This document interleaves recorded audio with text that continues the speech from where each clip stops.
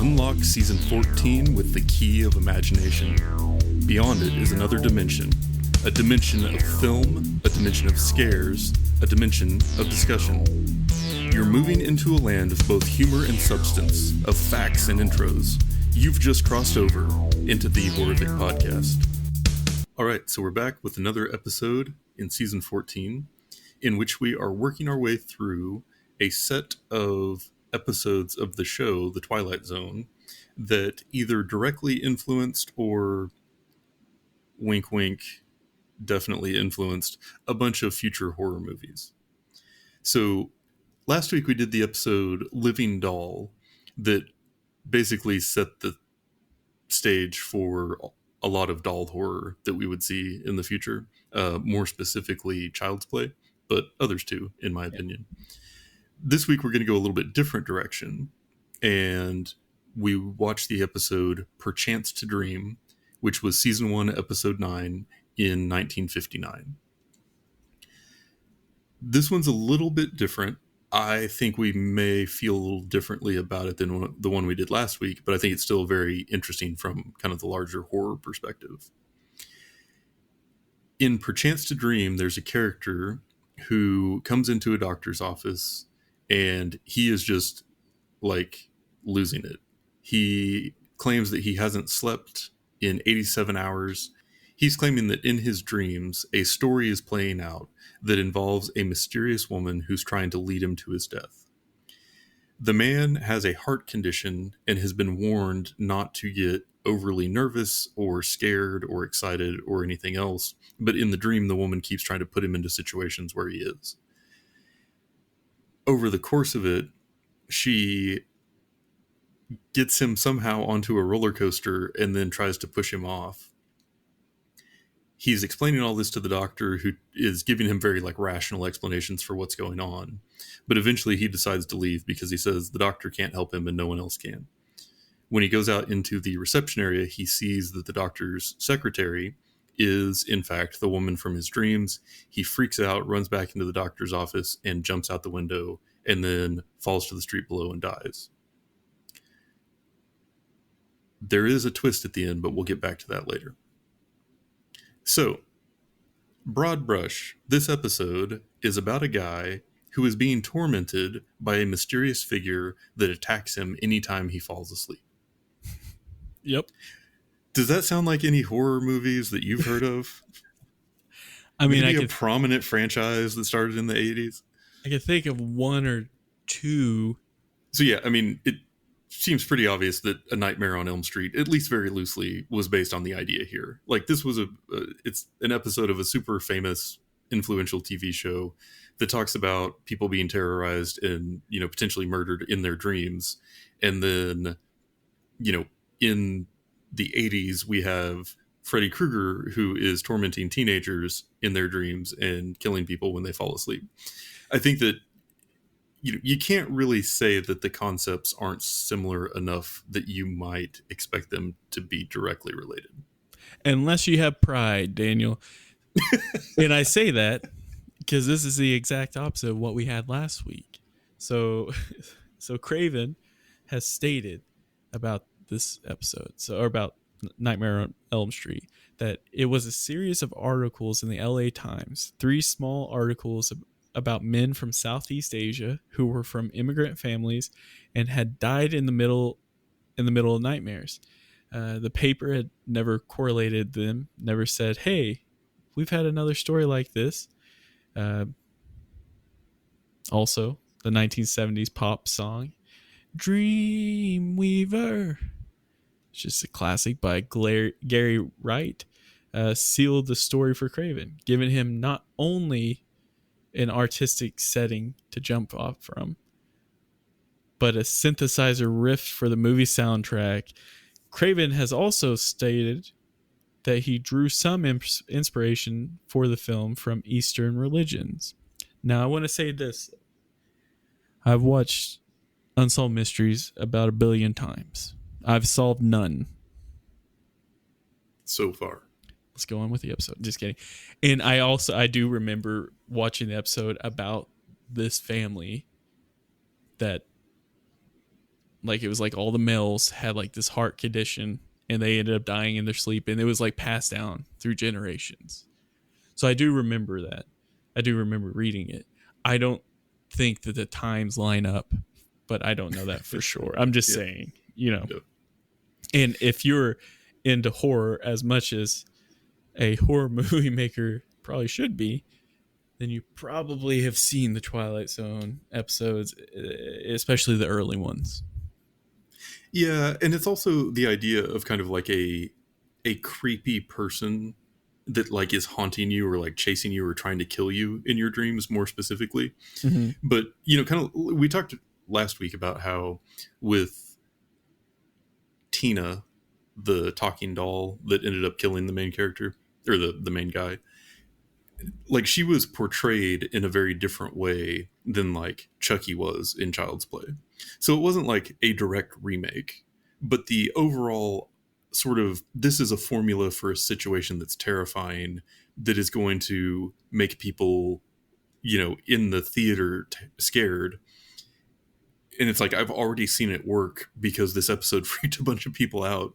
So now I can use that as the place where I start writing, my own sort of character and my own creativity on top of that. I'm not trying to say that these are like the same thing, or that A Nightmare on Elm Street isn't a good movie with a lot of super creative ideas. I'm just saying, like, dude, call them out.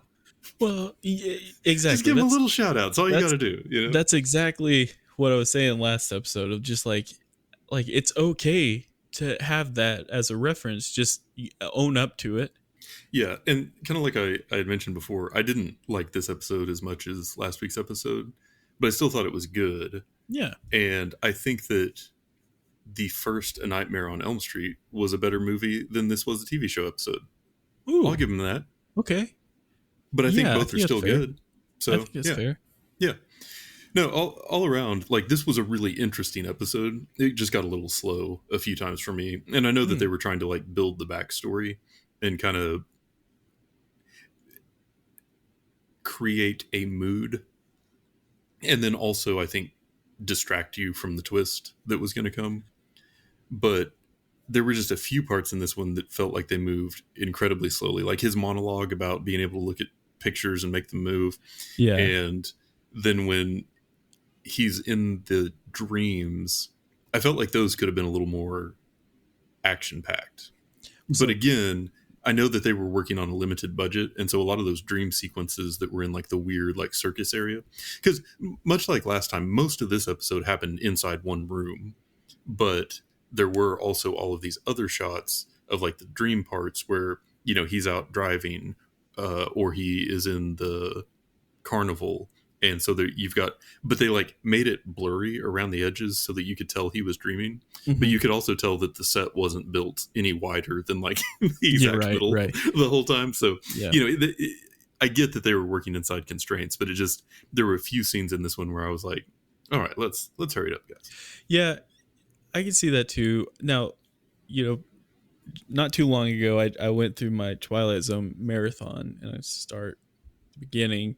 And so I had just seen this one. Okay.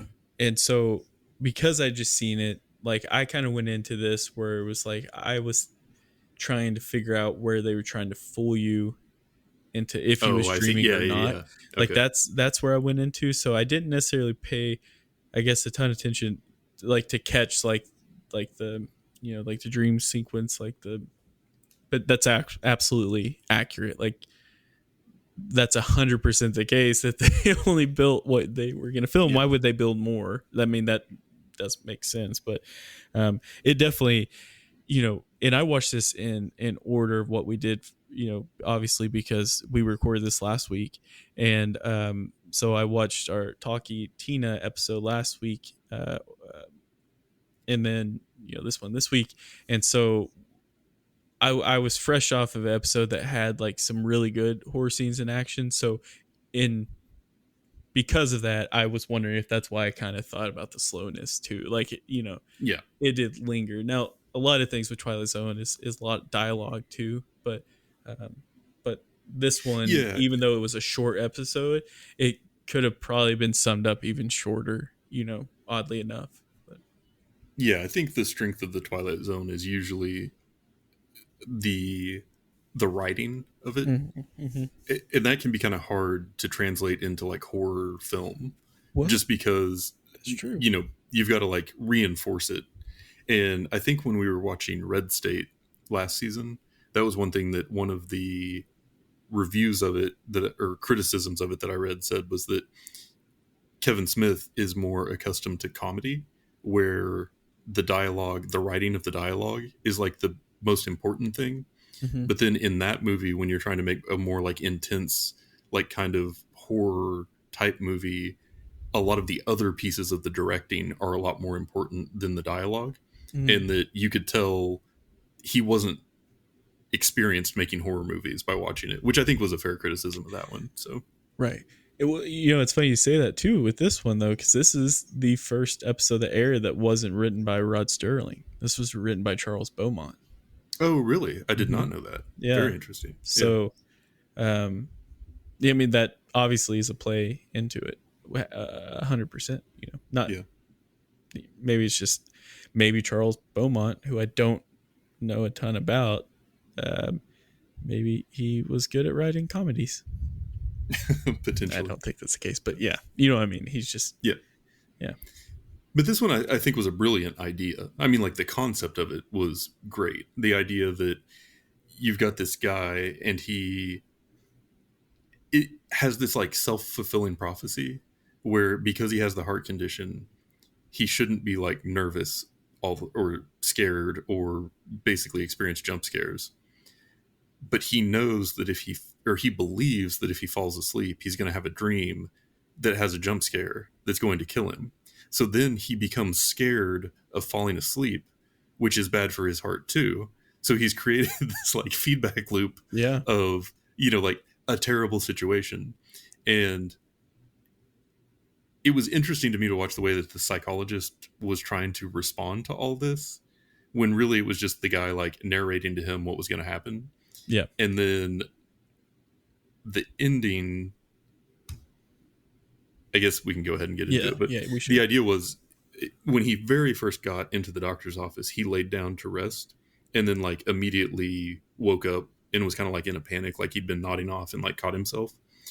And then the rest of the episode goes on and he's explaining, these dreams that he's been having and how this woman keeps appearing in them and she's trying to lead him towards his death. And that basically that's where he knows he's going to end up there. Then when he walks out of the office, he sees the woman who's been in his dreams is actually the receptionist at the doctor's office. He goes back and jumps out the window and dies. Then it flashes back to the doctor's office and the doctor is like feeling his pulse. And you realize that when he went in there and laid down initially, he had died. So everything you've seen in basically the whole episode was just his nightmare that ended up killing him. Yeah. And it was the walking out the door and seeing her that was like the scary thing that made his heart stop. Yeah.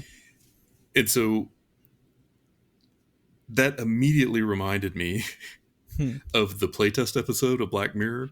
Do you remember watching that one? Yeah. Where he was in like the video game that was like adapting to him to make him more scared. And then you find out that he basically died like as soon as he got into it. But his experience of it was like the full episode's worth.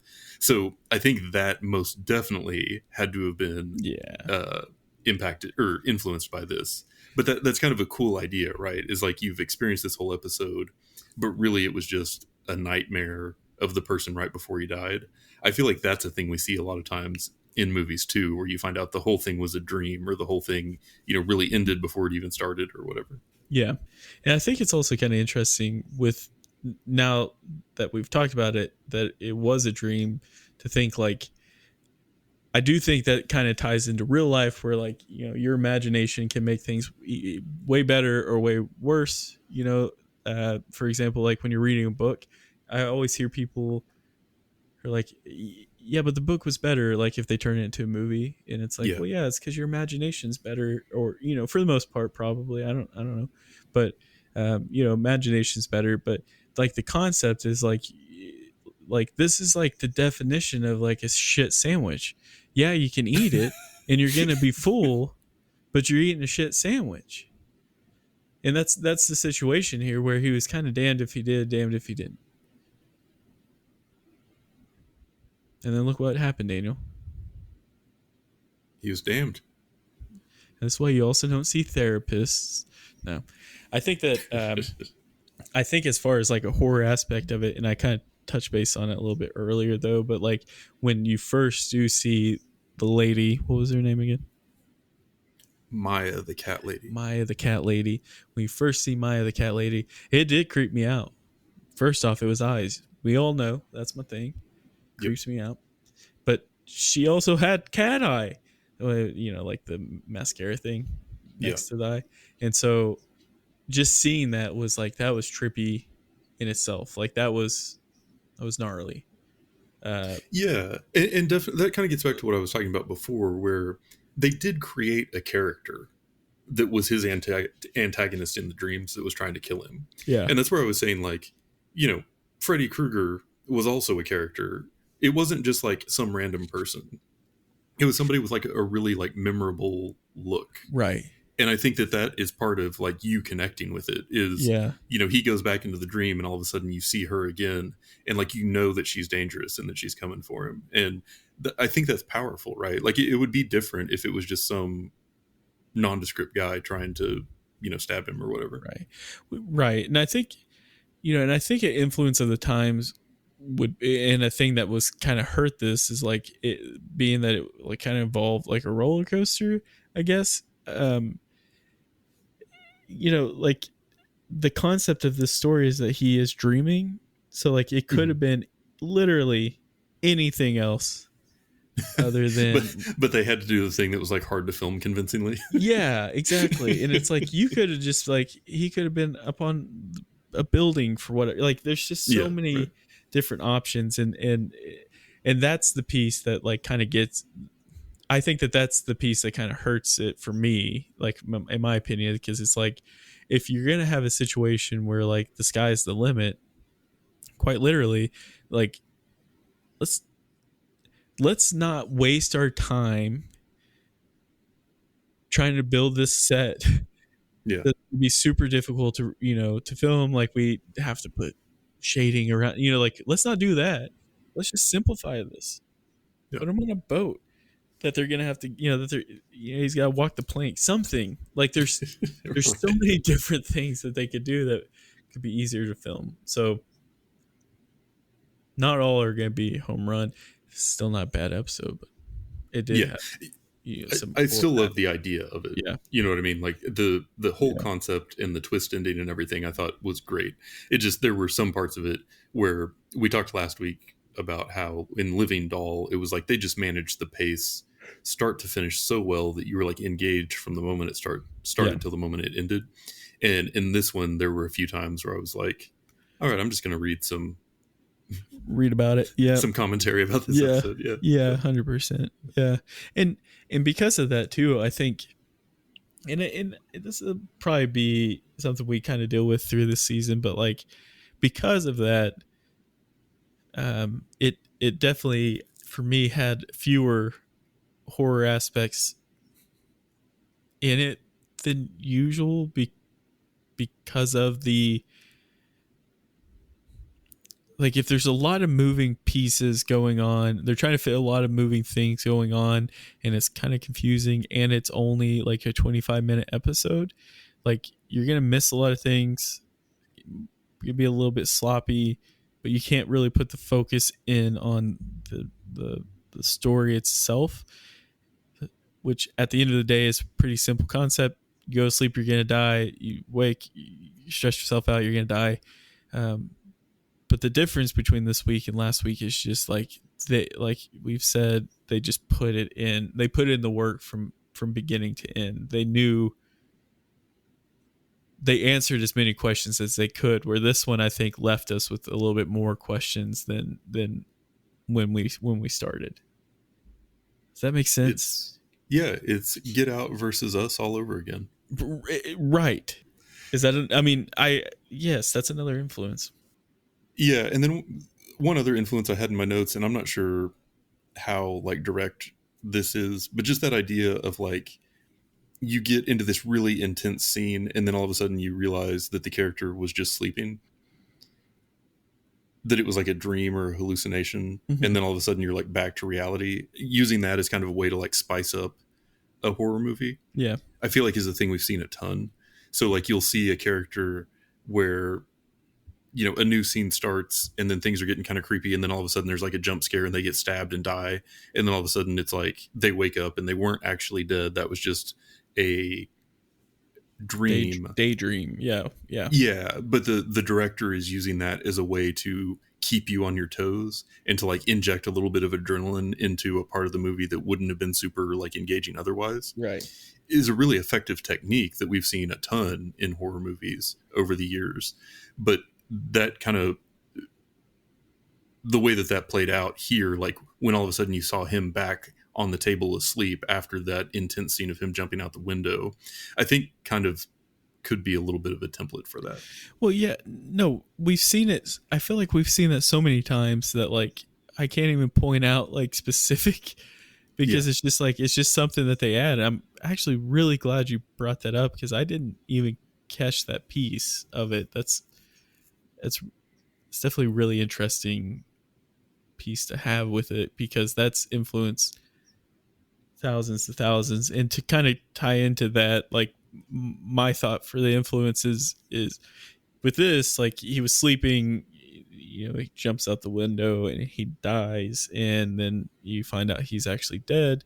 And I mean, it's not the exact same concept, but like the Sixth Sense, like he was dead the whole time, right? Right. You know, like, so it's no, like, that's true. That's so was true. Just Yeah, a good that's section. funny. That's basically just a dream section for the whole. Which yet again, that I'm not saying that this directly influenced, but I'm just saying this came out first, you know, and it could have been, you know, but we see those, you know, concepts, and the thing that I just kind of kept coming back to is thinking was like, are the writers of, like, let's say like Saw, or like, you know, some insert whatever like messed up horror film, like just messed up as in like the story is gnarly, like how do you even think of something like that?